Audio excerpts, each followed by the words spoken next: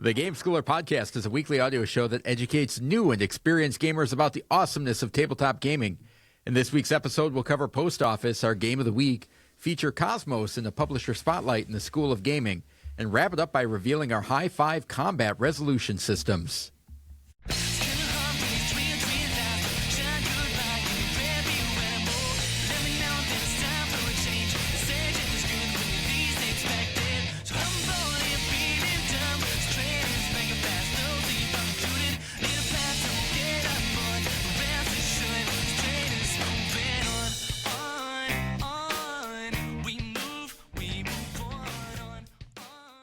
Welcome to the Game Schooler Podcast. I'm your host, Doug Kotecki, along with my co-host, the esteemed Dr. Michael McCabe. How's it going?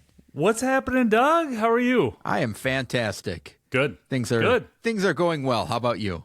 Yeah, likewise. It's interesting. You know, the seasons, I've grown to really enjoy the seasons. We're now in back to school season, and it's good. It's really good. You? Yeah. I mean, geez, the amount of activity and things going on. I'm trying to hold on to summer with my shirt as long as I can. Hey, rock that thing, man. Rock that every day. Just as we slink into my favorite season, fall or autumn. And do you have anything to follow up on from last week? I got a lot of follow-up, actually. I do, too. I have 3 items to follow up on. So do we want to just go back and forth? Sure. Boom, boom, boom. Sure. First off, one, I want to apologize to our listeners for the audible gulping of water, mouth breathing, active movement, and a squeaky chair. It was the trifecta of bad moments in podcasting. I try to be more professional, and I will be going forward. Allergies are only excuses. Water can wait, and squeaky chairs, Doug, they're a thing of the past. So that's one. Okay. That's one follow-up. I didn't even notice. I edit the show, and I gloss over those things. Yeah. I don't have time to take every chair squeak out, Michael. I know. Hey, this isn't on you, Doug. This is my apology. Okay. Don't make me feel guilty here anymore. Okay. I just crossed that off my list. How about you? What do you have to follow up on? Well, it sounds like we struck a chord with our thoughts on the consignment sale at Gen Con last week. And I guess my big takeaway out of that, and there's some discussion going on the Discord, so if you want to check that out. But one of the things that I am most appreciative of is that I'm glad that it was taken in the spirit it was intended in. Because that certainly could have been a segment that got really dark and negative and bad. And the Gen Con consignment sale. Certainly, you know, you and I have strong opinions on that type of stuff. And I'm glad it was taken well, because it could have easily been thrown back in our faces, and it was not. So I appreciate that. Yeah, good. 2, for me, I'm a weirdo. And I shared this with you a little bit when I saw you over the weekend, but I have officially crossed the Rubicon and am a board game weirdo. Mm-hmm. In last week's and high I'm an five, enabler. Yeah, well, you've been a weirdo, but I'm now 10 toes in that end of the board game swimming pool. You know, my number 2 essential expansion was Wingspan Asia, and I said that I would keep this game over the base game of Wingspan because I could get it back to the table easier. That's not normal, you know. And you didn't push back, so I guess that's where you might be guilty of enabling, but it's just an interesting reflection as I think about our high fives and really think about how things fit. And it's like, it's just... But that doesn't make you a weirdo. You'd be more of weird if you said, I'm thinking about getting rid of Wingspan, the base game, because Asia takes up less space on my shelf. But that's essentially essentially the argument that I was Well, no. Getting it played is not a problem. The idea of having a game that I don't want this game because I'm not going to play it as much, that's perfectly normal. If you're saying, I like them both the same, I'll probably get them both to the table, but this one takes up less space, so I can squeeze in another game, that's when you go too far. Yeah, I just remember, you know, when we moved to Wisconsin when I was a kid, there was a lake that had leeches. And I thought, those are weirdos. They're swimming in that lake. The lake has leeches. Leeches they actually latch on. Like, I was scared to death of leeches when I was 9 years old. You know what I mean? Saw Stand By Me. Exactly. Flash forward, one full summer later, and I'm swimming through the dam and coming out and just pulling leeches off my. So I feel like that's where I'm at. I'm having these flashback moments of where I judged other people, and now I'm the people. So that's all. We're in the follow-up segment, so I wanted to follow up. A little personal reflection. How about you? Well, there's been some interesting talk about Grail games in the Discord and people acquiring them and what that means. And it just really got me thinking that this may sound completely, it's going to sound very elitist and pretentious, I know, and it's not my intention. Oh, I can't wait. Go ahead, Doug. Let it rip.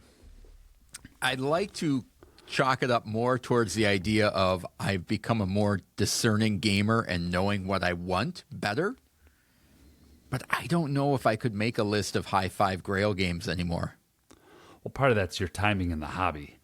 I mean, when you came into the hobby, you could get all those Z-Man games at other retail. People's Grail games I already have is part of it, I guess. But I think it's more of a situation of I have enough games and enough games that I'm interested in that I'm not seeking anything out of like, oh, I've got to have that, or even opportunities I've had to get deluxe versions or deluxify copies of my games, and I was like, nah, I'm fine. Yeah. So I don't know where you are on that. How many do you think? Do you think you could make a full list of 5 still? I could make 5, and would they be truly Grail, or they're just like, I'd like to have that if I could get it? I feel like for me, Grail is like, I am desperately searching this out. Like Comic Hunters was a Grail game. I'm desperately searching this out.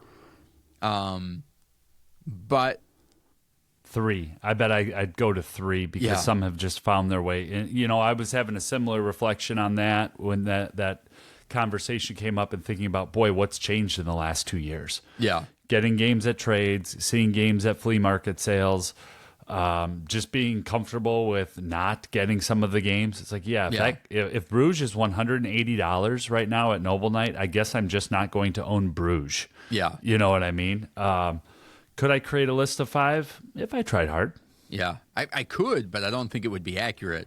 I always think of like Grail as like that one game that you're just trying to hunt down, but it's not available. It's not a thing where it's like, oh, it costs $200 and I could get it. It's like, how do I get? I'm just trying to figure out how to get my hands on it. Gotcha.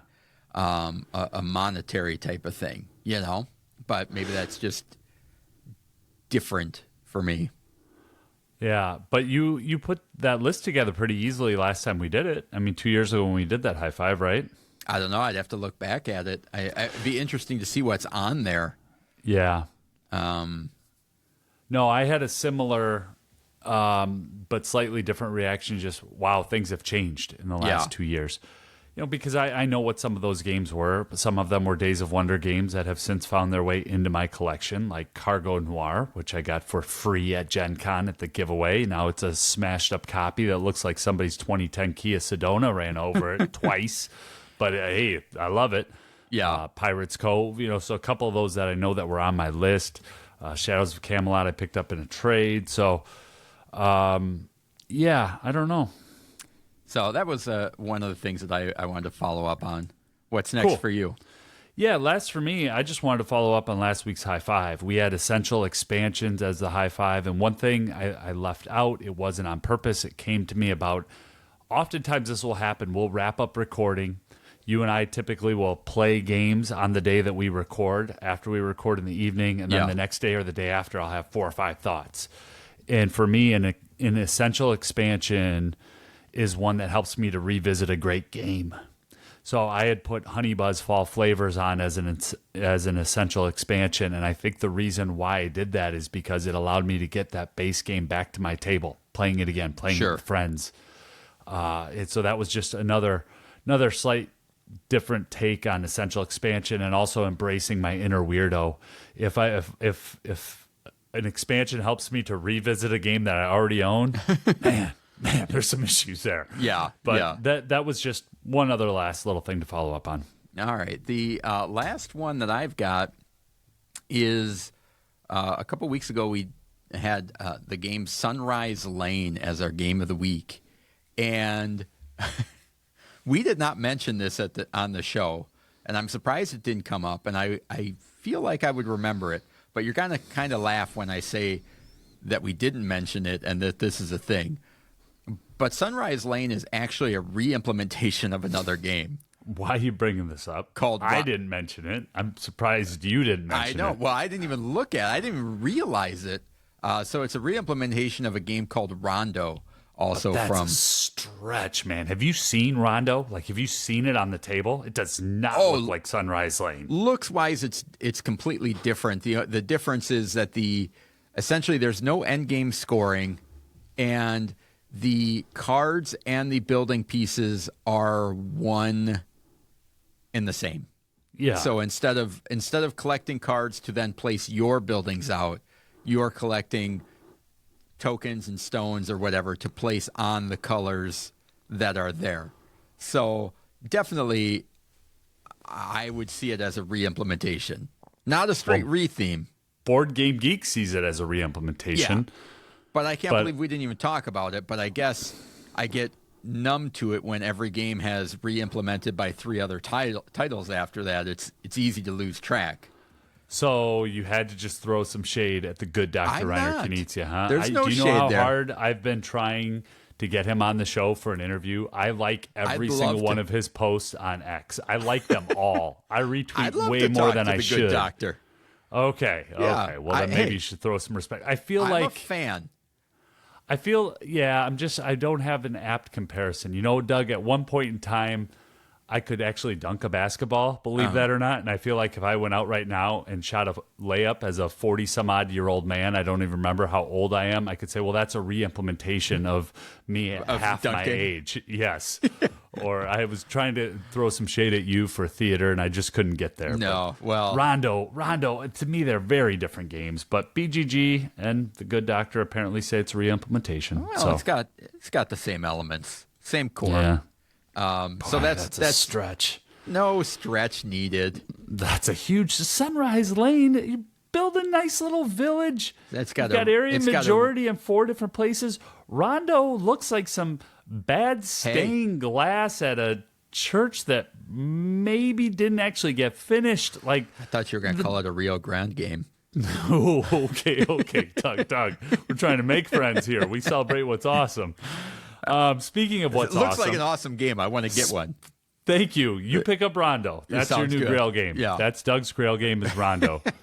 And I promise no more basketball stories from me in the past because they're all exaggerated.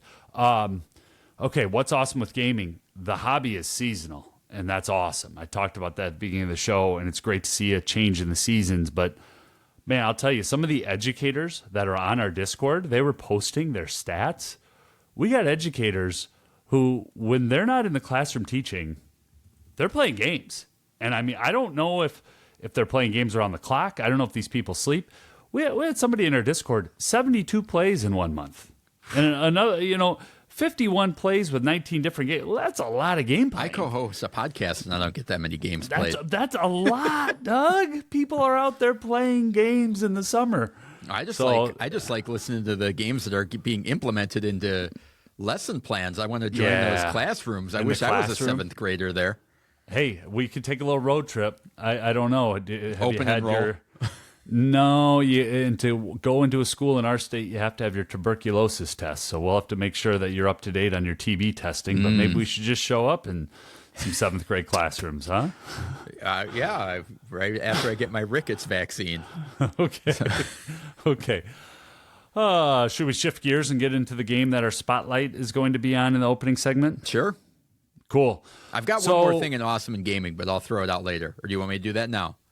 No. All right. So the thing that's awesome for me in gaming this week is unexpected gaming. It reminds me of growing up. I had the chance to spend some time with my older brother this weekend, and also got to randomly play games with Michael over the Labor Day holiday, just spur of the moment. Hey, let's play some games.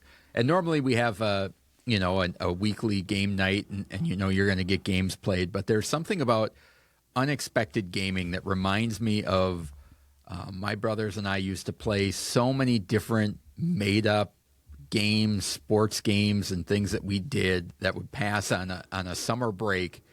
And our kids went back to school just this past Monday or Tuesday, and it just made me feel like that. And it's one of the things that I really like about gaming is kind of recapturing some of that feeling of being a kid at summertime. And unfortunately, I don't get to see my brothers as much as I would like to, and certainly never in a situation where you're like, all right, let's just hang out for 3 days straight and do nothing. Like, that doesn't exist anymore. It's Mother's Day, it's Father's Day, it's somebody's birthday, Christmas.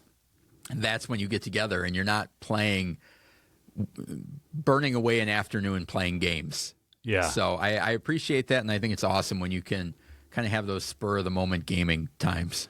Yeah, the serendipity of play is it's just really well said, Doug. Especially we are fairly disciplined and intentional in our approach to playing games. I mean, we essentially have a spreadsheet of next games we're going to play. So when a random Monday comes along and, hey, do you want to come over from 1 to 4 and just play some games? Let me check with my mom.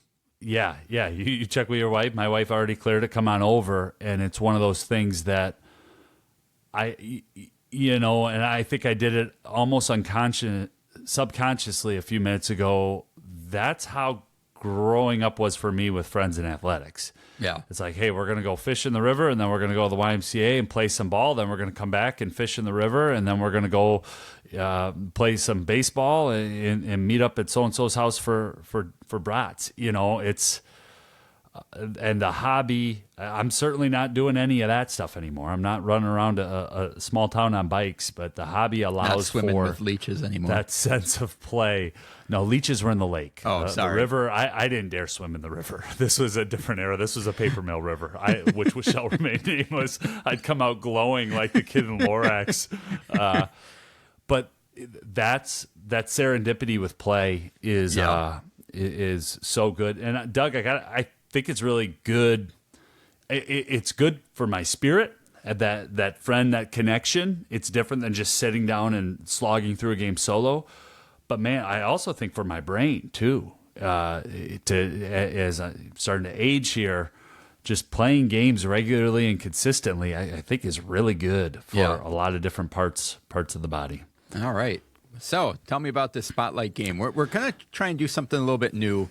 We're going to start talking about, rather than just kind of rehashing what we've played or things like that, we're going to take a game that we have played and kind of give it some love, even if it's not going to get the full game of the week treatment. Yeah, and we are tightening up our episode. So we're not going to bloviate for 90 minutes. We're going to give you an action-packed hour. We'll maybe see. 90 minutes, but it's still going to be action-packed. And in the Spotlight episode, typically that's going to be a game that one of us truly enjoys more than the other, or one of us has played and the other one has not. As longtime listeners will know, if a game makes it into the game of the week, if there's consensus, it's unanimously approved and meets a stringent criteria. And the Spotlight doesn't have to necessarily meet the stringent criteria, but it's still a game we want to tell you about because we've played it. So, and this will be a regular part of the opening segment going forward. Today's game is Dragonkeepers by Michael Manzel and published by Kosmos. It was published in 2023. It's 2 to 4 players, plays 25 to 30 minutes.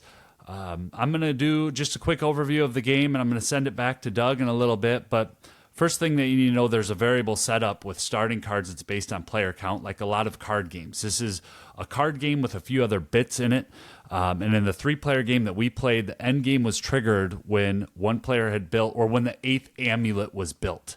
An amulet is a piece that gets built in 3 different phases. It forms a nice little circle. And once the 8th one of those has been built, that triggers the end game. On your turn in Dragonkeepers, you're going to take up to 3 dragons. And there's 2 different piles of cards, and each pile has 1 face-up dragon in front of it. So you could take a dragon from one of the 2 piles and then reveal the next one. You could also spend a gem to select a fourth dragon. And then there's a second phase of your turn, and this is the part that I really like because I think it reminds me of Rummy and some of those other traditional card games. But in the second phase of your turn, you can essentially meld the dragons that are in your hand to score points.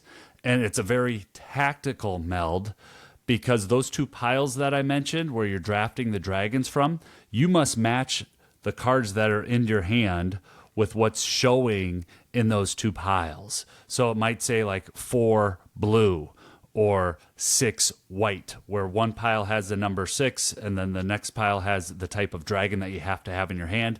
And if you have them, you can match them out. But where it's very tactical, you can also change that pile. So if maybe I don't have the 4 blue, but I have the 4 white dragons, I could have another card in my hand that I shift into that pile. So instead of it being whatever I said, it's what I need. And that's kind of what you're doing on your turn. There's 4 different colors of dragons. The only other thing, and I'm going to send it to you in just a minute, Doug, but I found this very interesting, but I could see why this would be very frustrating with kids. There are 4 different colored dragons, and when I put them down into a field, think Bonanza, right? Like you have 4 available fields that you can put your dragons into, 1 for each dragon, and you can always add a dragon as long as the field isn't closed off.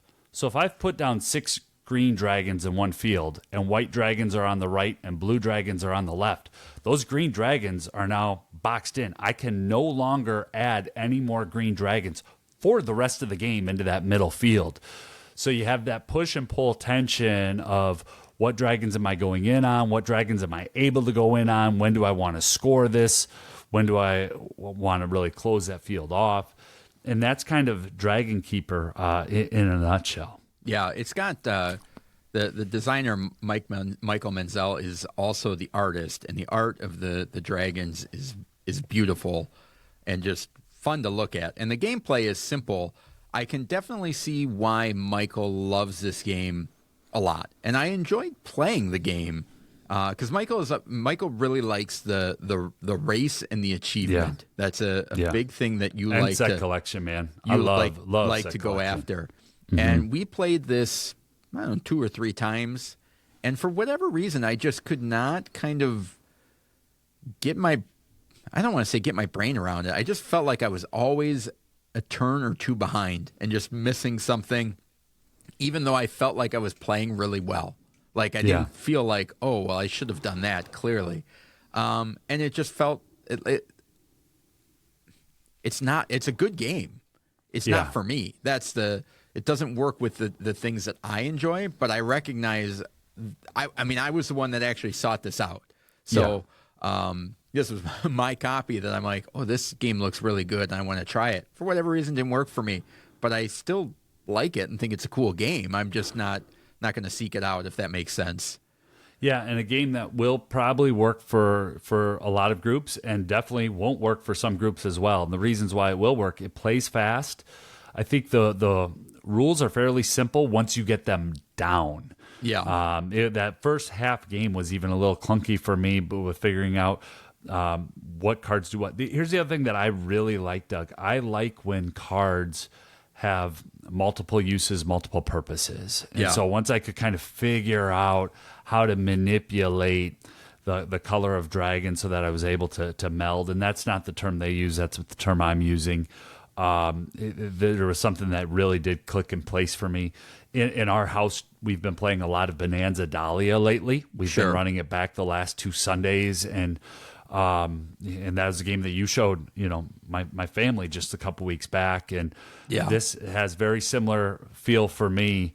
But what Dragonkeepers does not have, it does not have a trading element. So you're really, it is hyper competitive from go, and I could see why that wouldn't work for a lot of people, a lot of groups. There could be, currently it's a 821st family game, but still ranked 2,700 on Board Game Geek, so pretty high. It came out in 2023, and I think it's a good game, and that may seem really weird for somebody to say is a kind of, I guess being as intellectually honest as I can, is like I think it's a really good, well-designed game.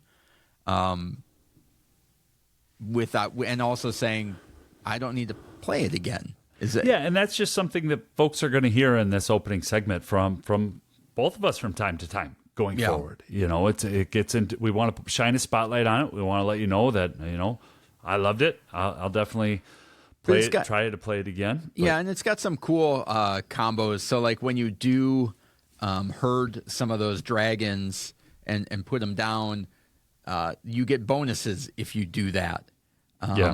So, for example, it's like it's looking for 3 green dragons. Well, you get a couple of amulet pieces if you do that. And the thing that I really do enjoy about it is once that person, so say Michael, it's his turn and he plays down, I also have a turn to play down 3 green dragons if I have them. Yeah, I left that part out. And so there is a level of, okay, is there a way, and you know what people are collecting. You know that Michael, you see what they're picking up. For example, Michael is closed off on green dragons, so I can make this number as low or as high as I want because he's not going to be able to play on it. Other times you're like, I know he just played a couple of reds down. Does he have any more? And trying to manipulate that so people aren't taking extra turns on your turn as best as you can. Yeah. Without, missing the boat to, I've got all of these greens and nothing I can do with them now. And so kind of balancing that is one of the most interesting things for me in that game. Yeah, and candidly, there's some reasons why I think this game did work for me. You know, oftentimes we'll talk about why a game didn't work. One, played it at 3 players, and I thought that it played really well at 3. I had somebody on my right, somebody on my left that was going to be putting down different dragon combinations. 2, excellent rules teach. You did an excellent job of setting the game up, and I asked a tremendous amount of questions in that first game, and I think this is something that doesn't get talked about in the hobby often enough. Oftentimes, the person teaching the game will have to actually stop their turn, answer a question, and then go back to their turn. And sometimes in a game where it's very fast turns, that can be a challenge. I've ran into that lately with trying to teach some of Emerson Matsuchi's Sentry games in my own house and to family. And it's like, hey, I'm trying to take my turn here, but somebody keeps asking a question. And I think, so having the game set up and just being able to dive in and learn it and play it, I think I did reap some benefits there. And it played really well at 3. I don't know about 2. I don't know about 4. But for me, the game played really well at 3, and I enjoyed playing it with friends. Yeah, and a fairly economical game. You're looking at $20 to Kosmos. They do a great job. $25. So one to certainly check out if you get the chance. Anything else on that one, Michael? No. So that's Dragonkeepers from Kosmos. Just a reminder to. If you like what we're doing here on the podcast, leave a review on whatever platform you listen to this podcast, or if you're watching us on YouTube, we appreciate it. 5 star. Subscribe and leave a comment there. We'd love to hear from you. If you want to get involved with our community, you can join our Discord, gameschooler.com/Discord. Great community of positive thinking people and very welcoming and just a great group of individuals in there. So can't talk highly enough about them. Continue to spread the word about the podcast. We appreciate that. Any new listeners we can bring in, we always appreciate it. And if you have any questions or comments, reach out to us at email@gameschooler.com. Again, email@gameschooler.com. Now, let's move on to the game of the week.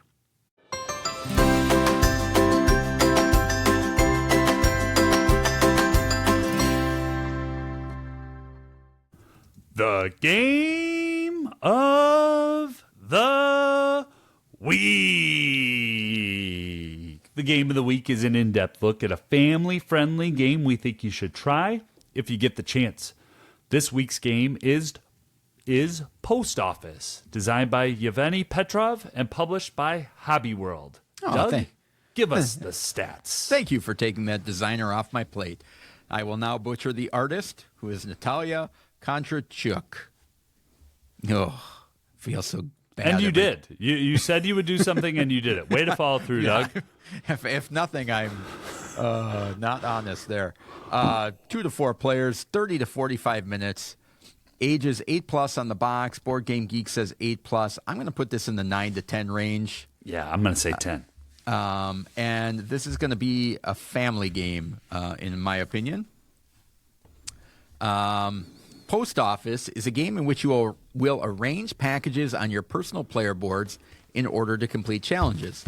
By placing packages of the same type next to each other and taping them up in certain ways, you will create combinations of symbols to score victory points. The more efficient you are, the more victory points you get. Earn the most victory points to become Employee of the Month. So each round, players are going to receive 2 packages, which are cardboard tiles with 4 spaces on them. So a little square package with different colors and symbols on it. They will keep one and pass the other to their left. Next, they're going to move their assistant 1 space along their shelf board, and that assistant is going to be pointing to a column or a row in which they can place one of their packages. You're going to place a package onto an empty slot on the shelf, and if they wish, players can tape up packages of the same color on their pad by placing 1 tape token on top of them. So as you're connecting these 4x4 package tiles, you're going to be creating basically polyomino or Tetris-style shapes. If you do that, you can cover those shapes with tape of the same color. Each player is going to start with 16 tape tokens in the 4 colors of the game. You will then move your assistant 1 space forward and place your second package and tape that one if you wish. When you cover up a stamp, you'll receive a stamp. Stamps are worth 1 victory point at the end of the game, but they also allow you to move your assistant to an extra space when moving around the player board. So if you move your assistant, you're like, I don't really want to place this package in this one, you can then pay a stamp and move 1 more space forward. If, for example, all of these spaces in a row or column are already filled, you're going to just move that guy forward for free. And if you happen to be in one of the corner spaces around your shelf, you can place that tile anywhere on the board. So you might want to be spending some stamps to get to that corner faster.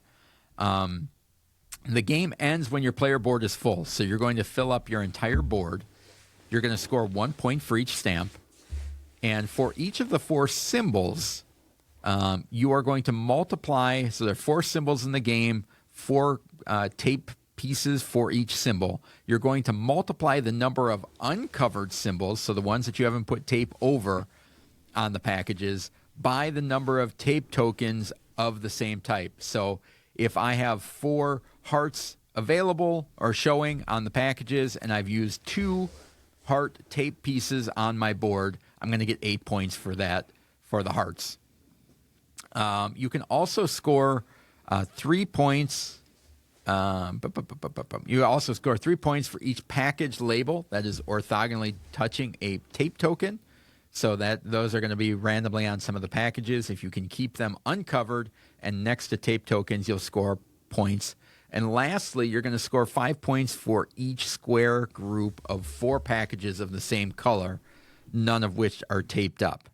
There are also some challenge tokens that you can play with, where you have several of them out, and the first person to kind of meet that objective is going to score 8 bonus points. So there's a little bit of a race element that you can play with. That's not necessarily part of the base game. It's kind of an add-on module once you're familiar with it, which I think is a great way to handle something like that. I love games that have, here's the base, I'm going to teach you the whole base. If you want a little extra to spice it up, here's some extra stuff for you. So this is a game that is a fun puzzle that has me engaged the entire time that I'm playing it. The constraints of where you can place things, I think, keep you focused without slowing the game down, if that makes sense. So a lot of times when you're playing tile placement games or things like that, everything is getting so restrictive or it's so wide open that you have all of these options. And this game really doesn't suffer from a lot of analysis paralysis. You can kind of, you're limited but open. So Yeah, there's not a lot of computation going on. Sorry to interrupt you there. No, but you're the good. movement of the postal worker really brings a nice little focus. You have a zone of proximity of where you can put your tiles down based on the movement of that worker. And then you can make a decision to spend a stamp to move the worker one more additional space. So if I look down at my board and I don't like what I see, well, I can spend one point essentially to get a few more options, but the options aren't overwhelming. I still just have a handful of good, potentially good choices on my turn. And as the game gets closer to the end, it's like, well, there's nothing better I can do, you know. Yeah. So it gets narrowed down to like, I guess I got to place one there. That, you know, so you simultaneously are limiting your choices, but you also don't feel terrible about it. It's not like, oh, I was waiting for that one combination to come up and it never came up. So I like that you can have a game that provides for me a perfect mixture of tension and relaxation, where a lot of those games tend to be way more tense or way more relaxed. So Calico is a game from AEG that I think is really tense while you're trying, as everything's closing in on you, where something is like King Domino is something that's, I feel like I don't really need to pay attention that much while I'm playing it. You just kind of figure it out and put it in there. This one has a good balance of both. Yeah, and it's one that I'm looking forward to repeated plays over time. And as I say that, you know, we play a lot of games. We play a lot of games a few times and then kind of move on. But where I'm happy to have Post Office in my collection is you've got 25 of these stamps that you're putting down. And Packages you have or stamps? Packages, Yeah. Packages. And you've got 16 of these, the stamps, right? The tape. The tape, sorry. What the heck are the tiles here? What are they? The tiles are I get the the tiles two that tiles. you put down are the packages. Those are packages. Yes. Okay. You cover them with tape. I cover them with tape. What I'm trying to say, dear listener, is that it would appear that I have plenty of tape to cover the 25 packages, right? Because I'm going to have, you know, about roughly 8 empty squares, because there's 25 squares and there's 16 pieces of tape, and each piece of tape takes up 4. So I should have like 36 divided by 4, whatever that is, you know, so 9 open squares at the end of the game. All that to say is like, I should be able to get that done. Yet I always have tape left over at the end. Yeah. And so it's one of those things where I'm looking at like, man, I feel like I'm doing a good job. I feel like I should be doing better. And so that challenge that's in a 30-minute game, and that's 30 minutes start to finish. That's getting an unbox set up, teaching it, playing it, getting it back in the box, is really a fun little challenge. Yeah, it's got a nice balance of focusing on that kind of tactical efficiency rather than long-term strategy, at least as far as I'm concerned. I'm never looking at, you can't really plan too far ahead. At the same time, you know, at the beginning of the game, there's times where I'm feeling like, oh, I'm getting this tape out pretty quickly. And then as the game goes on, it's like, how do I even make that shape for the tape? It's like, it's easy to make an L shape. It's easy to make the long 4 straight one. But some of the other ones, like, that may need 3 tiles to accomplish, or one very specific tile, depending on what you get. And usually when you get that tile, so for example, one may have three squares of brown and 1 square of blue. And it's like, you can use that 3 square to make one of those harder shapes to make. However, you're usually covering up one of the icons that you need to get points from the brown. So you're thinking like, okay, I can play this, but do I have enough brown symbols uncovered elsewhere to actually make it worth putting the tape down?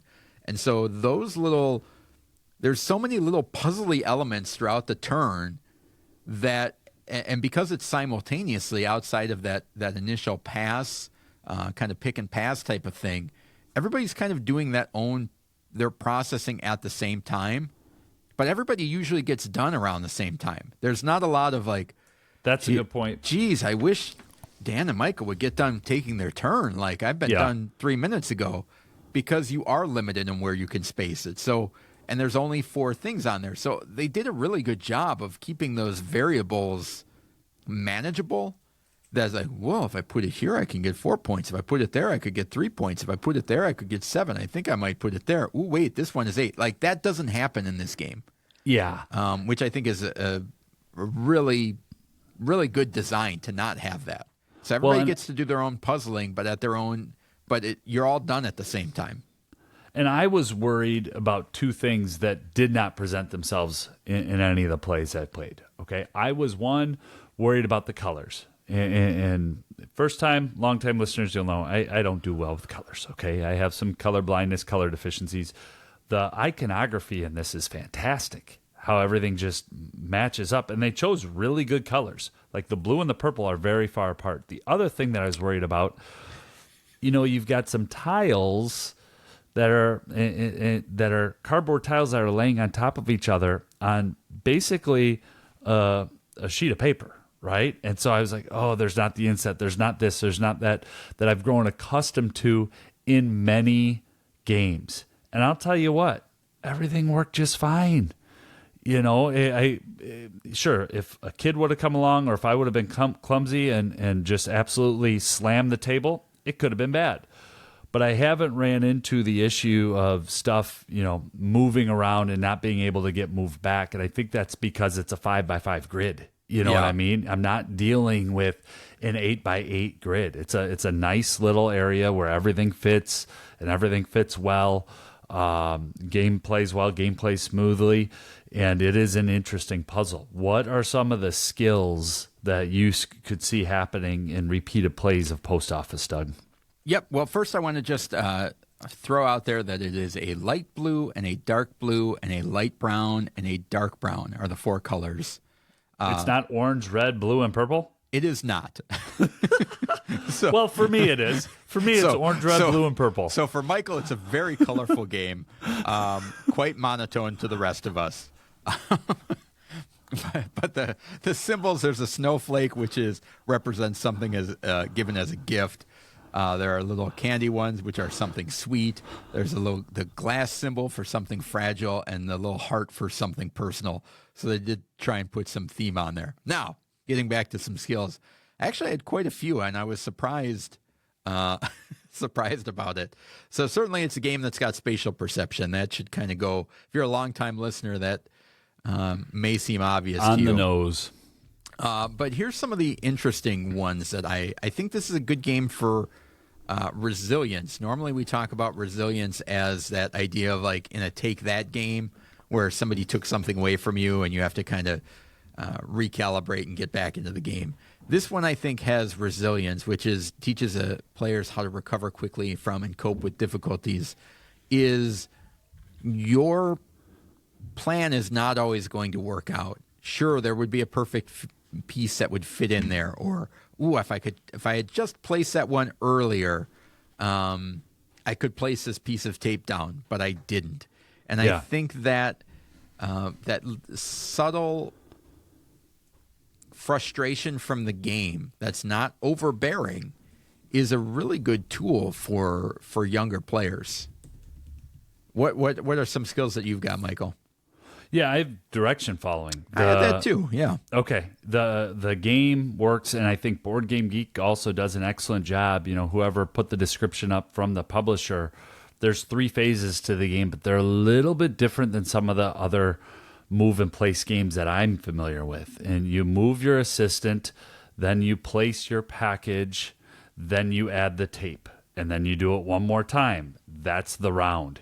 And just being able to follow those directions independently and play your own game, that's something that and I'm not just talking for 10, 11, 12-year-olds here. You know what I mean? I mean, that can go all the way up to adult gamers. I will admit, because I try to be honest on our own podcast here, Doug, I'm not on somebody else's podcast embellishing things. I did lose track of my postal worker. You know what I mean? I'm trying to be employee of the month, and I think I'm on this square, but did I move them one too far? Yeah. And so it's that type of direction following where it's very, very simple, but there's a level of honesty there that I found interesting. And I found it in multiple games. It wasn't just in the first teaching and learning game. last game when we were playing, we were moving right along, and I really thought I was doing. I was like, oh, did I already move him or didn't I? And had to do a little bit of bookkeeping there. So Yeah. that's a skill that I could see in this one. Yeah, and I think it's probably a good time to talk about some things to be aware of. I have that under my list of kind of the order of operations. It's very simple, but it takes some effort to kind of keep track of what you're doing. The other one in this is that there's not a ton of interaction outside of the kind of small, tiny draft of picking up 2 tiles and passing one to your left. However, the challenge tokens or little cards that you can play out, those would help with that because you are doing a race to completing objectives for points. So you're going to be paying a little bit more attention to what other people are doing. However, it's not a game that I think you're doing a lot of hate drafting or being aware of what the other person might be looking for. I think you'd have to have so many plays. You'd have to be like one of those professional Azul players who just hates drafts everything that they do unconsciously because that's how they've already mathed it out, right? They can't help I think themselves. the only time that it ever really happens, certainly for me, is when it's getting towards the end of the game and I see that Michael's got all 4, assuming both pieces are equally good for me, and I don't have a preference in either one. If I see that he's got all 4 of his dark brown tape things on the board, I'm gonna try and avoid giving him one with that symbol on it, especially towards the end of the game because you have a better chance that those aren't going to get covered up with tape as people are struggling to make things work. But that's towards the end of the game. That's after repeated plays.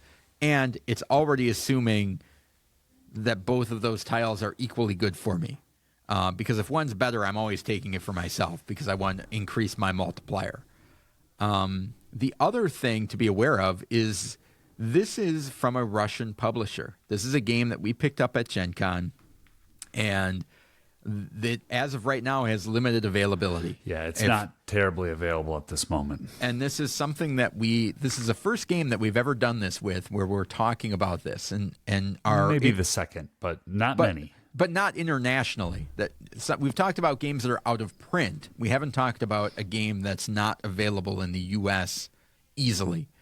So if you're one of our international listeners, you're jumping up and down that you're saying, I can get this. It's not that big of a deal for me. If you are in the United States, right now if they happen to be at a con, if you happen to get it somewhere, it doesn't have a wide distribution. I will say that a lot of Hobby World games do happen to come over through Arcane Wonders. Will this be a game that gets reprinted by them in the U.S.? I don't know. Will it get picked up by another company? I don't know. But it does fall into the line with what we say at the beginning of every Game of the Week segment, which is try if you get the chance. Do not seek this out. Do not pay $400 to get this over here. And it is conversely, unless you want me to give you my home address, and then we can talk about the $400 transaction. Yeah, and it is one of the things that I don't know what the long-term plans of this game are. I couldn't find anything on Board Game Geek about. The only thing that they had about a U.S. release was just kind of stay tuned. And I think it was somebody asking about a Canadian release, actually. But one of the things that was a pro for me is that if you were at Gen Con, you could have easily picked this up, and it was $20. Yes. The price was amazing. Yes. And Michael and I both picked up in the box, and we're like, how is this $20? This should be $40 game all day long. And so those are just some caveats to kind of throw out there. Is anything you want to add to that, Michael? Yeah, I had a couple more skills I wanted to zoom back on. Sorry. No, it's good. Sidetrack those are all good sidetracks. It's our show. It's our segment here, and I'm glad that you put them out there because we needed to talk about those things. I think, but just kind of jumping back into the actual gameplay and trying to see the game through a child's eyes, and I'll be very candid. I have not yet played this with my own kiddos, right? And I'm going to talk about that in just another minute. But I think time management is in here with the game moves fast. You got 12 total turns, or is it 13? You have 12 turns of 2 tiles each, and then the last turn you place 1 tile. So you have 13 total turns in a game that moves fairly quickly. And I think as 25 turns, 13 rounds. 13 rounds, yep. As your postal worker is moving around the board, they're going one spot, 2-spot, 3-spot, but those last few turns, they're zooming all the way up to where your next available row or column is to be able to place a tile. And I think that end game just comes so suddenly. And so being able to manage that, I think, can be the difference between scoring, say, a 54 and a 77. I just think being able to manage your time a little bit is something that I think experience would help with this. Yeah. The other skills I've got are problem solving and the decision making in this game as well. It's only a 4x4 square package that you're putting down, but you can flip it around. You can rotate it, and that sometimes makes all the difference if you just, oh, wait, I can put it there, and it'll make a different a tape shape. So, and with placing the tape, because you only get to place the tape once. So maximizing when you're going to place that, I could place it now or when the worker gets around to the other end of the board. So, yeah. Yeah, the only other thing I wanted to add in, because I don't know if it'll make it into our spotlight segment, but we're talking about it. I got a chance to play Post Office, the card game, with my 8-year-old a few times this past week, and just wanted to kind of check and see. And it's a very simple, just matching game that takes 10 minutes, and it's very hard. It takes the mechanic of trying to get. It really is just the art. Similar art and same designer, but you're trying to collect sets of different icons, either 3 or 4 different icons in rows and columns, which I thought was really cool for younger gamers. But then you can't have any mice showing, so you're layering cards instead of setting tiles.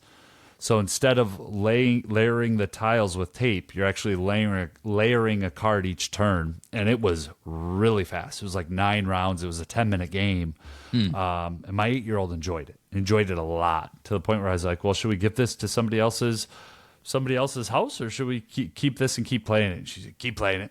So that's a good sign there. So if that says anything about the future of the game, or if the game's going to keep coming out, because the kids game is the more recent release. That's what's out now, or the card game, I should say. Gotcha.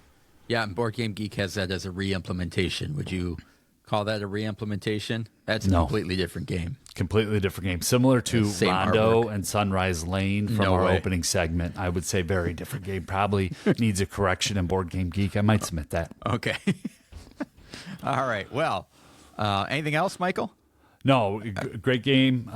Really enjoyed it, and hope we continue to get some repeated plays. And I look forward. I hope we see it out in the wild here in the United States. That's the last thing for me with Post Office. So that is one to give a try if you get the chance. That is our game of the week this week. Post Office from Hobby World.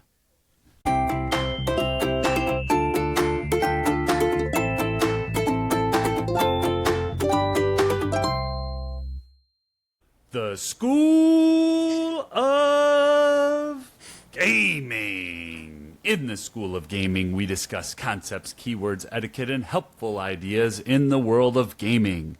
This week, we are fortunate enough to have a Publisher Spotlight series, and we are joined by Court Sekmar, the marketing coordinator from Kosmos. Welcome to the Game Schooler podcast, Court. Thank you guys for having me. I'm happy to be here. All right. Well, before we dive into any games, tell us a little bit about yourself and a little bit about Kosmos. Yeah, so as you said, I am Court Sekmar. I'm the marketing coordinator for Kosmos. I've been here about 2 years now. We are based in Providence, Rhode Island, and we make all sorts of games. You may have heard of some of them, like The Crew, as well as our escape room series, Exit. So kind of everything from easier, more kids and family games to our more heavy games like an Andor or Robin Hood. Awesome. And for those of our listeners that haven't experienced a publisher spotlight before, this is a segment where we get somebody from the publisher on the podcast, and they go through a bunch of games that Michael and I couldn't possibly cover all of them, and you get that kind of convention experience of walking around a booth and them explaining, oh, try this game out, try that game out, and it's completely positive and unbiased, of course. And you don't have to worry about getting smashed by other people's games that are walking around the exhibit. Yeah, there you go. I have my voice. I'm fully awake.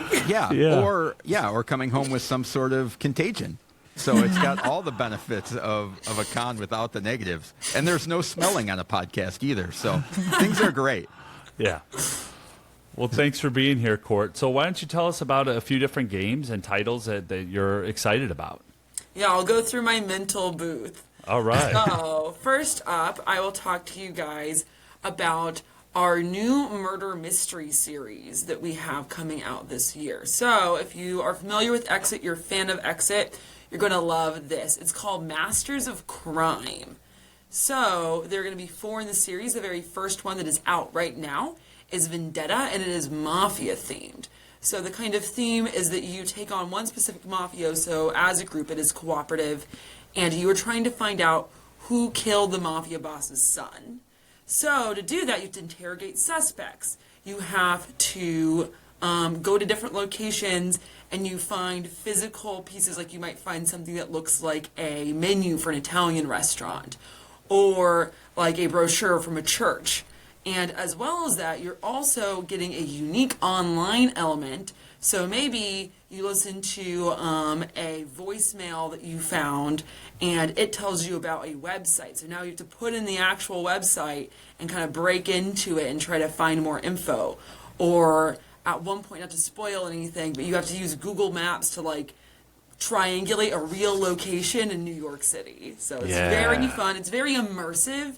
If you want that like immersive kind of experience, this is for sure it. And it is 16 plus, which I think is important to know. That's good to know. I just had a flashback to when Pokemon Go came out, and I happened to be at a coffee shop in Madison, Wisconsin, and a group of 6 folks just kind of stormed into the shop and almost knocked me over while I was in line for my Americano. So hopefully it's not that immersive, but it sounds like a really cool series. You said this one's at 16 plus. Will the follow-up games also be at that 16 plus? Yes. So the other ones are Shadows, which I would say if you're kind of like worried about that 16 plus, that one I would say is the least content heavy.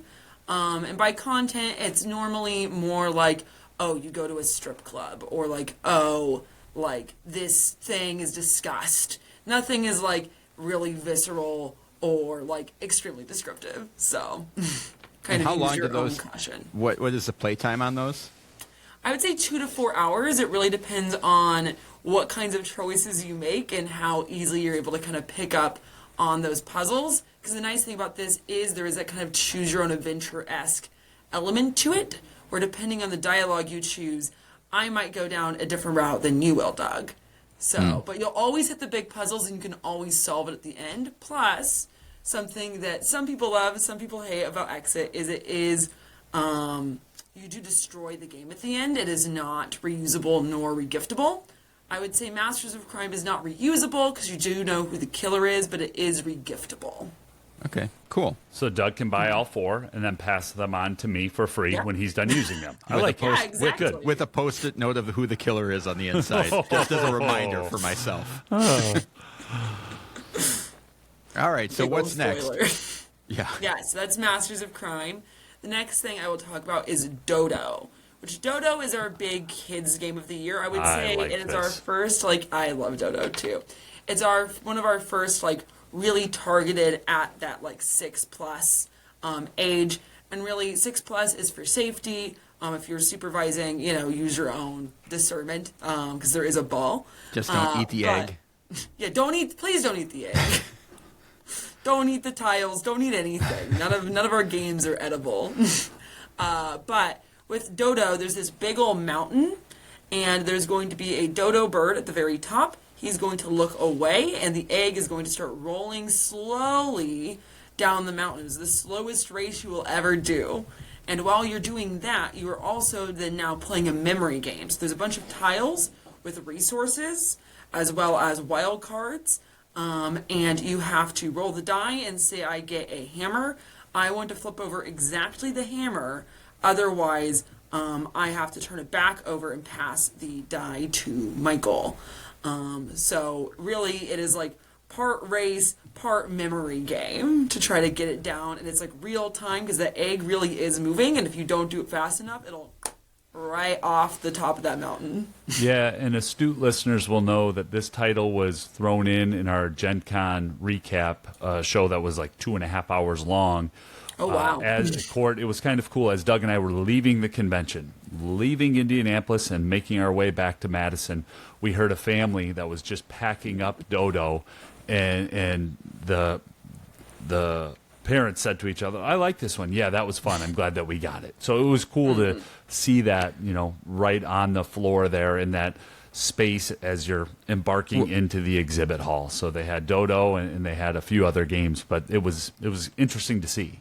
Well, and I loved seeing people walk by the booth and once that egg starts rolling and people are like, how does this work? It's like, everybody's like, physically this shouldn't be possible. And it just creeps down the hill and everybody's like picking it up. Like, what, how does this function? Which I thought was really awesome. Well, I'll never tell. You'll have to Google for that one. Well, we'll probably get a copy and break it open. When we dissect the game, I'll eat it and find out what's in there. Oh, no. It'll be a double cut open to find what's in the egg. I'm going to tell you not to do that. Thank you, Court. Sounds good. I will tell our listeners also not to do that. Yeah, but it is a fun game, and at Gen Con, I got to walk over to our family table where we leave out, like, candy and snacks for kids, and they can just kind of, like, come over whenever and play games, and there was a super cute mom and daughter who were, like, playing it, and her little, like, 5-6-year-old daughter was just having such a good time. I was like, oh. It's awesome. It's fun to see it in action, you know? But yeah, that is Dodo. Hey, so. can I jump to a different game that I'm really excited about and I've been talking about on our show for a long time, and I nearly spent a lot of money to get this game imported, and I'm so glad to see that you all are carrying Belrati. Can you just tell our listeners about that one and maybe a little bit of the story behind Belrati? Yeah, so Belrati is a cooperative party game. What happens in Belrati is there are going to be 2 different roles that you will take turns playing, the artistes and the museum directors. The artiste is a funky little owl with a beret, and the museum director is a cute little cat with a ascot, which in the rule book is referred to Dr. Museum Director Cat, which I love that she's a woman with a lot of titles. And so the museum directors are going to randomly flip over 2 of these cards that are going to have fun different pictures on them. Let's say it's like an airplane and a pineapple. And so they are not going to discuss the themes. They're just going to be like, these are our themes for a museum. We want, let's say, 4 paintings. They pick a number between, I believe it is 2 to 7, of paintings that artists must collectively create for them. So the artiste then must look at their cards without showing any other players and be like, I have 2 cards I think are really good, or I have 1 card that's good and like 3 cards that could maybe work out. And collectively, you have to come up with those, let's say, 4 cards. They then get shuffled around, and the museum director then has to decide, is this starfish supposed to go with a pineapple? Or is it supposed to go with the airplane, which you probably think pineapple, like maybe SpongeBob. But the kicker is, it's not just those 4 cards. The game itself is this little rat man named Belrati, and he is a forger. And so he's going to shuffle in 4 random cards, no matter whether it's 2 paintings or 7 paintings. He always gets 4 forgeries. And then you have to go, oh man, is this monkey with the pineapple or with the airplane, or is it the forger?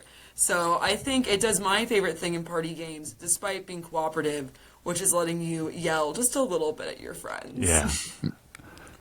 Yeah, that was a good one. And I like that it's not, the fact that there's 4 forgeries in there is what makes the big difference, because a lot of them it's like, oh, we want add 1 extra, and that one it's 4. It's like, oh man. And then I also think it's funny if the artists are flipping over those 4, when they get flipped over, like, that's way better than the card that I put in. I know. Or like, people will really, it is a game where, like, the better you know the people on your team that you're playing with, the better you're going to be at the game. Like I was playing it with some reviewers when I was like sneak previewing it at PAX U, and one of them put down a martini glass for like boxing gloves, and she's like, you know, when you drink a martini at the boxing ring. I'm like, what events are you going to? You going to a cage fight? Yeah, and it just seems to be a game that you can teach it while you play it. You know, and it's very easy to pick up and play. And if you want it to be even easier, there's something called the Masterpiece variant, where just as long as you find out which ones are the forgeries, like that's what really counts. And if you mess up the theme, it's not as important and it's shorter. So I like that it has that kind of like even easier version as well. Plus, there are power-ups that you can use during the game in either version that like make it a little bit more variable. awesome. Yeah. But What's next? The next one would be Nunatak Yeah. Temple of Ice. Yes. So this was designed by Kane Klinko. Fun fact: Wisconsinite. So Wisconsinite, yeah, we Kane's got to not have too far him from and, us. Quan Chai, who did the art for it in the booth at Gen Con, and that was really great. So both great people who have made a very great game. And Nunatak Temple of Ice, you are trying to build an ice temple to the gods, but it is competitive because you want to be the very best builder. How do you do that? By getting your fun little clicky-clacky ice blocks in the correct places and playing strategically. So kind of a simple round of this game would be there are a bunch of different colored cards, so like Architect, Beast of Burden, etc. that are all different colors. You're going to grab one from the queue, put it in your personal tableau. Yes, we're also set collecting. And then whatever color it is, let's say it's an Architect, so it's yellow. You must play on a yellow spot that is empty on the board. Then, if you complete a square of the little ice cubes, whether it's your color or not, yay, that's what you want to do, and you get to score for whoever has the most area control of that little square that you make, kind of like the dot game that we all played as kids. And there's a bunch of different breakdowns for how that scoring can go, but essentially you want to have the most of your color to get points, give it a little hat, which means that there's a new layer on top of it, and you keep building upwards. So you're getting points automatically from that, but if you only focus on that, you're probably not going to win, because that set collecting you've been doing the whole time also gives you a lot of points. So it's a constant kind of balance of like now, later, trying to spite your opponents as you build up and up and up, and eventually somebody gets to put the little like crowning star on the pyramid, and that's always a really fun moment. And I do like that, like, it's a strategy game, but despite being a big strategy game, it's very tactile, which I think is something that not a lot of strategy games do.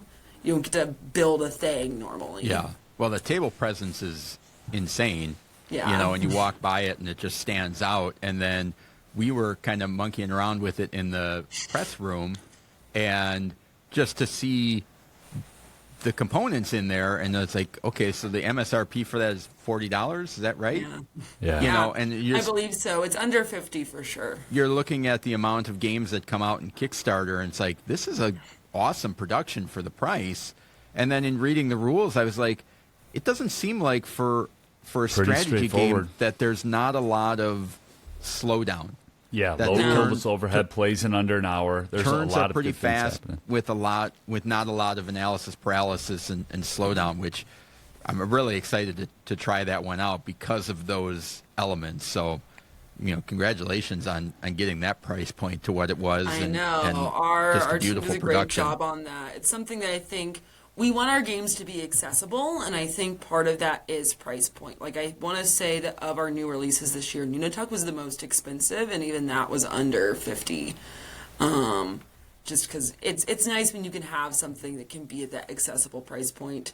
Yeah. And I would say it is a great, if you're like somebody who's like, oh, I'm like interested in hobby games, but I'm still kind of getting into it. I do think it's a pretty good, like, kind of like intro point, I would say it's a little bit harder than like a Ticket to Ride. So nothing too crazy. But if you want to get really granular with your strategy, you can. But you don't have to, which is nice. Yeah. And then another one that had an awesome price point that Michael and I were gushing about, and both went home with copies signed by the designer.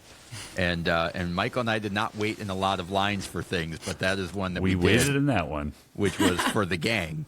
Yes, that is one of our biggest releases of the year. That was our, it was the international launch of it. So the first time anybody could get it anywhere in the world was at Gen Con, which was extremely exciting. And that is the gang, which I do happen to have the fun foil box for. And it's cooperative Texas Hold'em, which it is, I believe, $14.95. And so it was really fun for us to have this giant line for like our little cooperative poker game. But it's a lot of fun, and I'm not just saying that because I work for Kosmos. Like, no, we've been saying that for the last few weeks. So yeah. Tell us more about it, either the story behind it or how it came to market, or any future products with it, anything that you want our listeners to know about the gang. Yeah, so I guess at first I'll tell you a little bit about like what does that mean, cooperative Texas Hold'em, and then I'll kind of talk about like the story behind it a little bit, which is essentially with it you are going to each get 2 pocket cards, and then you are going to have all these fun colored chips for the people who are watching video. And they're going to be 1 through, let's say there's 4 players, so 1 through 4, 1 being I have the worst hand, 4 being I have the best hand. So if I have, say, a 2 and a 4, probably want the 1. If I have like 2 kings, probably want the 4. And you do that every time cards come out.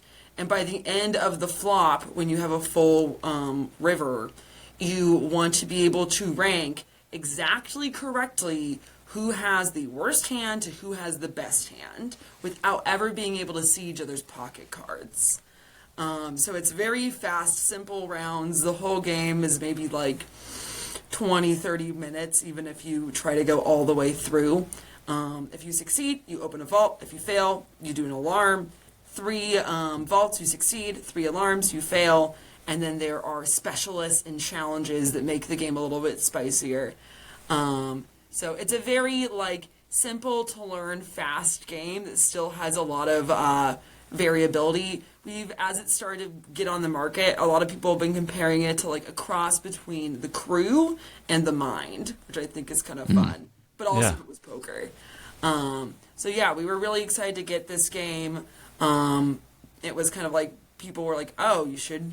As it was kind of coming up in the market, it seemed like kind of an obvious fit with our line with things like the Crew and Inside Job. And it's like, oh, it's another like really smartly made, cleanly designed, like small box card game with a cool twist on something that's already been around for a little bit. Yeah, so. I think that game is probably going to win some awards, especially, there's games that get buzz and get hype, but when you see people at Gen Con ripping open their copies, sitting down and playing in the hallways and at hotels, that was a game that was happening throughout the entire convention. Like, I had reviewers telling me that they like played it during Gen Con, which if anybody has been to Gen Con for work, they know that doesn't happen very much. There's a very finite.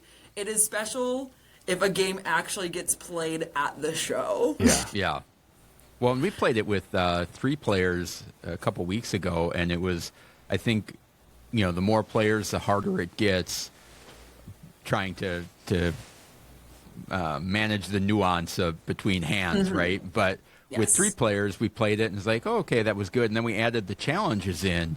And to me, that just like added it to a whole nother level of like, oh, that was easy. Now we're going to make it a little bit harder for you. Oh, that was hard. Now we're going to make it a little easier for you. And that balance that took a game that, for the most part, I would say the 3 of us just playing that very basic, simple thing, we're going to win 85% of the time just because we know what we're doing. But then you throw those other wrinkles in, it's like, Oh, well, this is an interesting challenge, but I don't need to relearn the whole game either to add that challenge in. Was really cool. Yeah, and I think one of my personal favorite things about it is like it is a deck of cards, which is pretty simple components, but I, like me as a person, has a personal vice of like I need a game to look cool, otherwise my interest like plummets, and this game just like I just love like great. the drawings of like the designs of like the kings and the queens and the specialists are just like so interesting and have a lot of character to them that like makes me want to like pick it up and just like look at the cards because I think even the chips are awesome. Oh yeah. Yeah, I think they did a great job of like keeping the components affordable while making them still like feel good and like look like clean. So it's definitely an exciting game. We're excited to have it. Should be by the end of September starting to hit local game stores. And if people who were at Gen Con know that we had a like mini expansion that we were giving out there. So keep your eyes peeled. Some of those will be finding their ways across the country and maybe even some up into Canada at kind of select game stores. So they are awesome. Not to get too many people's hopes up and hype up, but I love that little Omaha variation and what some of those cards do to change the game. So yeah, it's just another like I think John and Corey, the designers, were just really excellent at doing a lot with very little, which I think, like, I'm going to go home and play this with my dad, and he's a guy where, like, his barrier, like, his top game he'll play is, like, he's like, if it's harder than Trouble, I'm not interested. Yeah. If I can't just click a button and go, I don't want it. But I'm like, I think I could get him to play this because he is a guy who knows poker. He knows poker. Like a good Midwestern guy does. He knows how to play poker. Yeah. Yeah. I actually took the gang to my neighborhood card game. Now, I'm not good. We didn't play it. Some people were too many adult beverages into the night, and the cigar smoke was a little thick if it happened to be there. This is a family-friendly podcast, so I won't claim any of those things. Yellow now. But I did know, like, well, this is now my copy forever because it's been at the neighborhood card game. So I think that says all you need to know. If you know how to play poker, you're going to jump right into the gang, I think. Mm-hmm. Yeah, especially coming up on the holiday season. I think it's really great for that.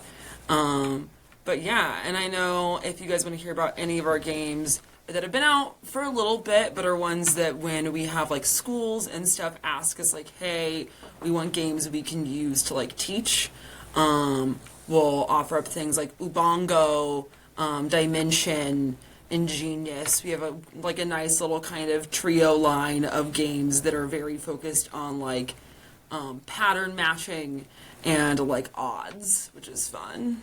Did you just hear reference to the good Dr. Reiner Knizia there, Doug? I think Ingenious was designed by the great doctor.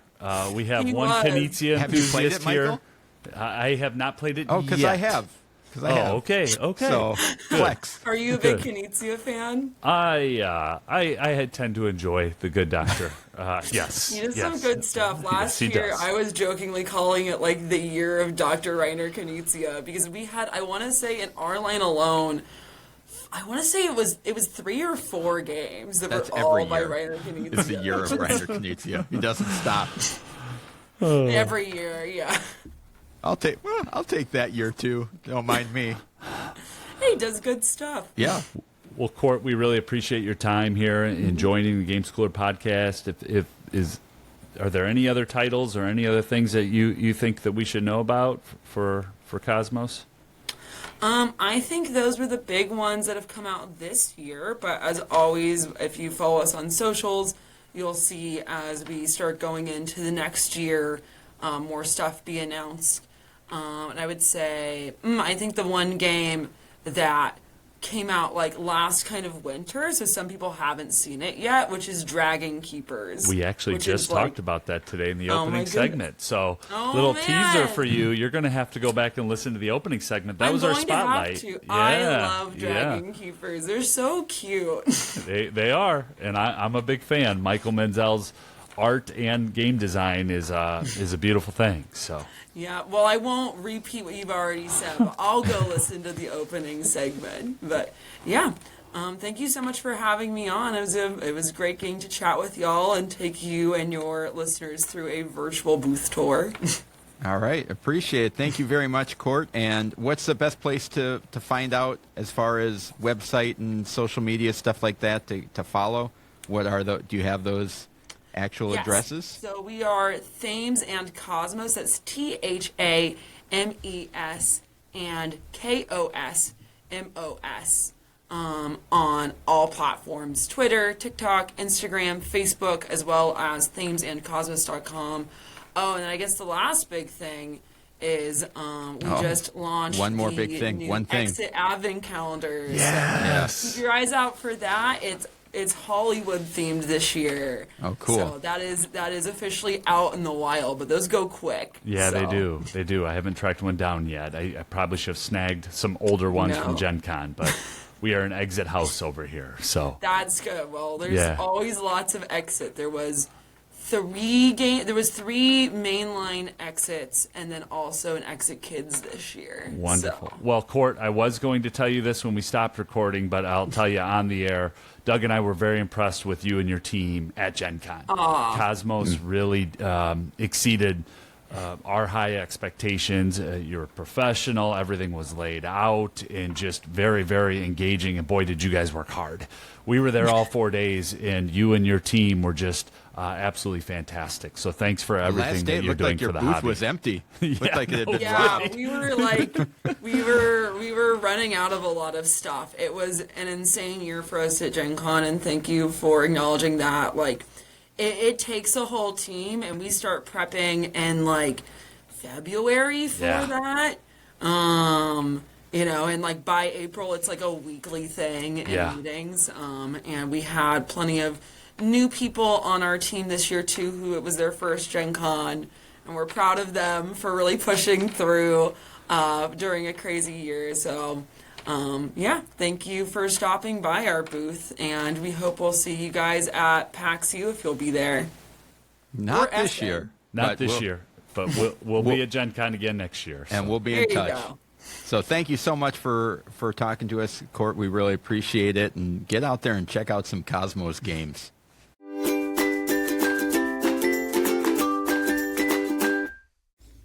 If you're anything like us, you're constantly on the hunt for new games to try out. This week, Michael and I are going to be sharing our high five favorite combat resolution systems, which is loosely defined. I think for the most part, I've created a generic definition and put a couple of games under it. You don't have a Dr. Jeff Engelstein definition or somebody, a do board not. game scholar? I'm going to wing it. And All right. there is one thing that I did realize, that I do not have an overwhelming amount of games with combat in them. Not that I necessarily avoid combat games, but it's not obviously not something I gravitate towards. Certainly not head-to-head player type of thing. I do have those on my list, but it's the kind of smash 'em up games are not usually ones that I go to. How about you? Is this a hard list to? No, this one was actually pretty easy. Mine are a lot of variations on the same type of thing. I'm curious to see I've where got these some go. of that too. I've also got a couple in honorable mention. So I'll jump in. Number 5 for me is just troops on the map. Majority of troops in a space scoring points. And the example of a game is Wonderland's War. In Wonderland's War, there's 2 different phases. One where you're kind of collecting sets of cards that give you abilities, and it's helping you to put out different troops in the Alice in Wonderland universe out on the map. And then at the end of the round, you're going to get points based on the number of troops that are out there on the map. So it might be a little bit of a stretch for a combat resolution, but basically what I'm saying is majority of people in a specific space at a point in time. And my example is Wonderland's War. I kind of have something similar in my honorable mention, but I'm gonna wait in case you've classified that as something different. Thanks, Doug. My number 5 is very similar, but it's the idea of kind of tracking your total force and then adding a card or some sort of modifier to that. So, for example, games like Blood Rage, Kingsburg, and Raiders of the North Sea. So you're kind of building up an army, and that may be represented by cards in front of you on a tableau or people that you have on a map in Blood Rage. But you're eventually then going to boost that with some sort of card, or in Raiders of the North Sea, you're rolling a die. But it's like, here's my base level, and I want to boost it up to this, and then we're going to go at each other. And in the case of Blood Rage, it's like, I don't know what you're boosting with, and you don't know what I'm boosting with. And it could be a bluff. It may not be. It may be. I may purposely want to lose that battle for special abilities that I may have. But I like that idea of kind of ramping up. We played Path of Civilization. Oh, yeah. Got a demo of that at Gen Con, and that was one that had that. Full playthrough, but go ahead. Yeah, at that point. Had a kind of a military track that you're keeping track of, and you can boost it a little bit. So not sure what to actually call that exactly, but that idea of a cumulative force that I will boost later. So would you say that that's also what's happening in Seven Wonders with the military, or no? Is that different? No, I think that would be more of just a straight up comparison. Okay, because you're not playing anything different at the end. There's no kind of got you or mystery to it. Or chance. My number, that's a good one. Should we move into 4? Yeah.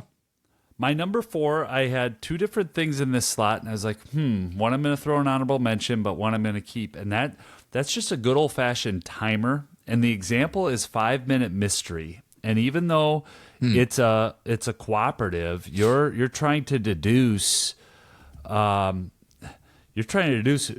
did what in a very specific point in time, and that timer is actively working against you. And that was our game of the week back in episode 81, if you want to hear more about it. Absolutely fantastic game. And there are other cooperative games that also use that feature of a timer. I'll hold for my other example for the honorable mention because I don't want to take it in case it's potentially yours. But the app-assisted timer on 5-Minute Mystery, it gives me the same feeling of we are in combat together in a family-friendly sort of way. Yeah. That type of tension. So, all right, my next 2 kind of go hand in hand, but I've separated them out as best I can. And that is, my number 4 is what I would call like a success roll. So this is going to show up in games like Mansions of Madness, a lot of the Arkham series, Hit Zeroed. And this is not where you're rolling a bunch of 6-sided dice and then counting up all the pips and saying, I'm doing 12 damage. It's where you roll it and the 5 and 6s are hits. Everything else is nothing. Now you may be able to, you may be able to modify that some way where maybe the 4 is a hit for me as well. But I like that idea of not just, all right, I've got 1, 2, 3, 4, 5, 6, 7. It's like, no, you roll it and even if all of the sides are blank except there's one hit spot on the dice and you can roll it and it's easy to see, it's like, all right, I did 3 damage. I like that. I like that rolling aspect, and there will be much more dice rolling in my conflict resolution. It seems to be my preferred way, but I like it in very specific ways, and that is one that I get a lot of enjoyment out of, which will lead into my number 3 when I get to that.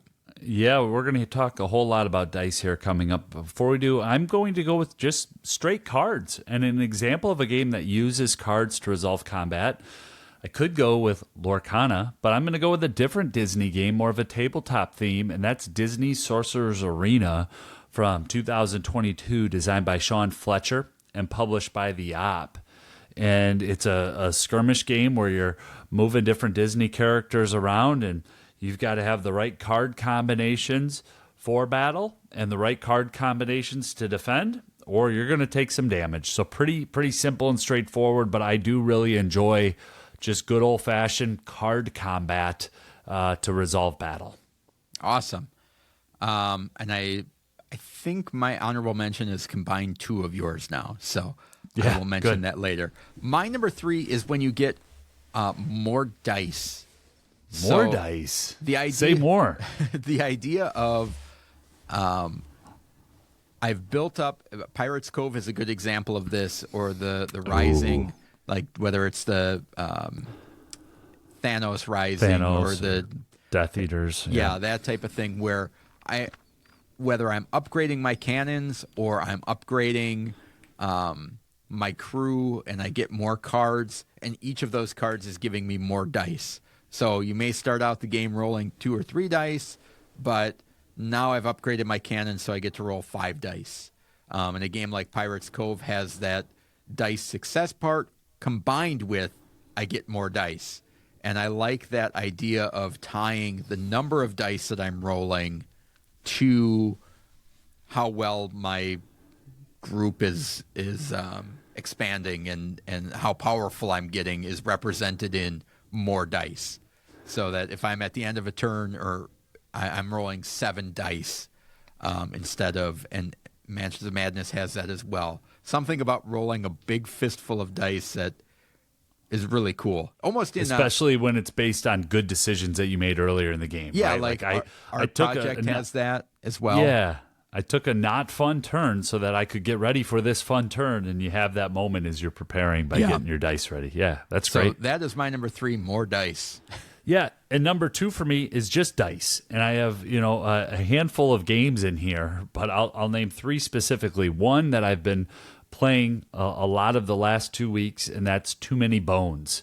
And they're just awesome dice, but you're not even rolling. Well, you are rolling them, but just dice. I'm going to say combat resolution dice. There's dice with the shields, dice with swords, dice with stuff on them. It's fun to roll and match dice. The other one is just in Root, has very basic dice that have 1s, 2s, 3s, and 0s on them. It couldn't be simpler, but there's just something about rolling these chunky dice and seeing what happens. And then Dungeons and Dragons, it's like, okay, I'm going to grab a D20 and a D6 and which one do I need now? Oh yeah, a D12. I'm going to throw these dice in there. And then there's that moment after the dice get rolled. For me, it's usually about 3 seconds. For other smarter humans, they know it in under a second of what actually happened. And I love that moment of figuring out what happened. Oh, or yeah. So for me, number 2 is dice. All right. So to finish out my dice trilogy, I have very similar, which is the dice card combination. So and that's my number 1 is cards and dice. So go ahead, take Dice Throne, King of Tokyo. King of Tokyo is more towards just straight dice, but there are different expansions and modules and things like that. The ability to, I guess the big difference is the idea of not necessarily the two of them being mixed. I kind of have the combination. I'm trying to roll a specific type of thing to do the attack that I want to. And if I don't roll that combination, it's not going to be as powerful. I may still be able to attack, but it's not going to be as strong as I wanted to. Well, and then how about the opportunity to defend? Right? Yes, that's what exactly. I also love about cards and dice is that, yes, you have a successful attack. However, I have this card that mitigates half the damage. Well, I have this card that takes away that card. So now you get all damage. I like that back and forth that dice and cards bring, and those are great examples of games, Doug. Yeah. Anything else on that one before I move on to my number 1? No, I had cards at 3, dice at 2, cards and dice at 1. Yeah.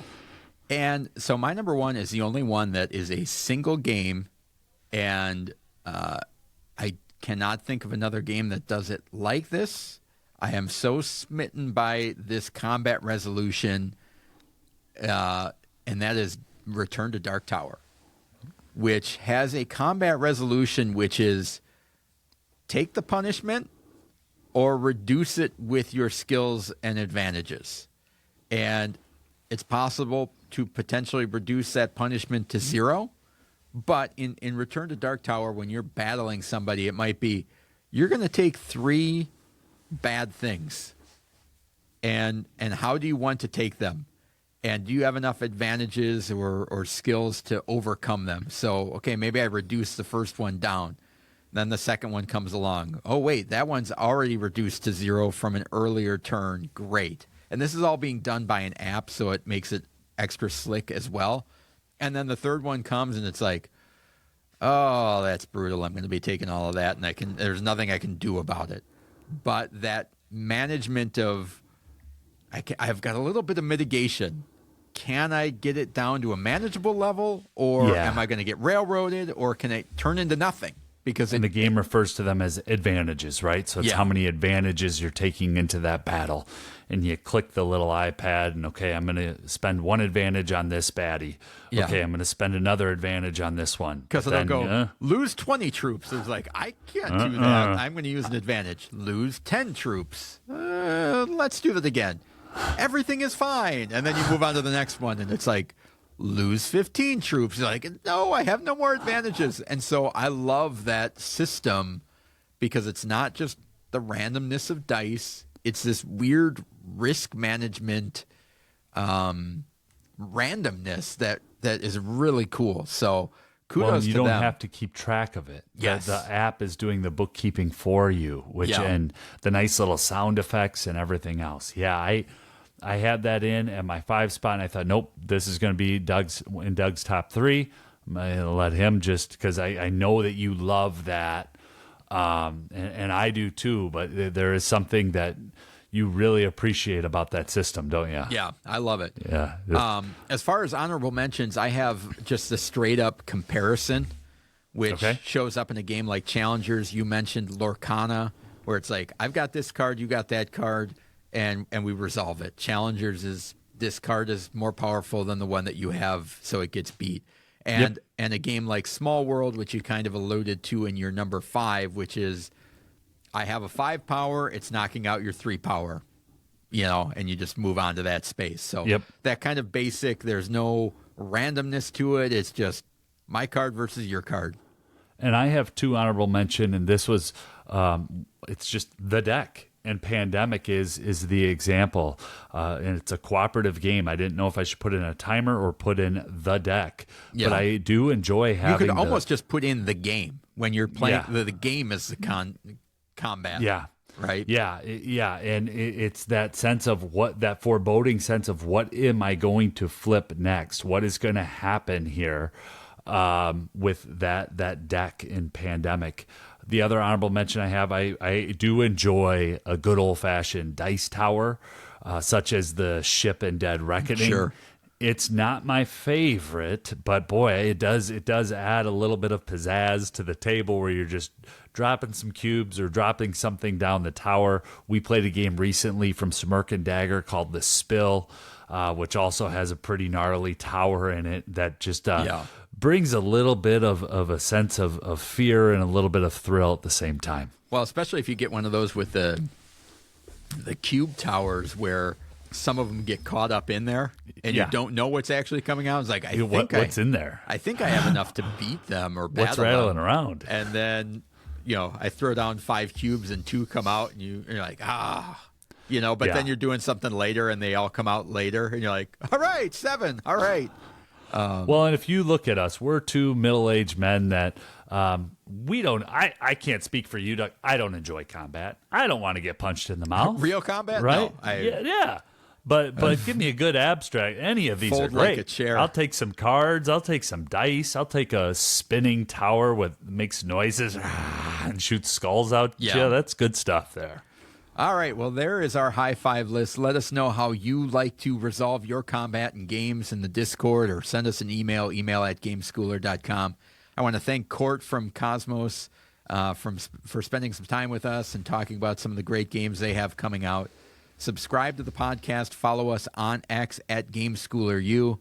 Join our Discord, gameschooler.com/Discord. Next week, we're going to be talking about Comic Hunters. We're going to be chatting with Danielle Reynolds, and we're going to be talking about our favorite worker placement types. Thank you for spending the last hour or so with us. We truly appreciate it. Now get out there and keep gaming.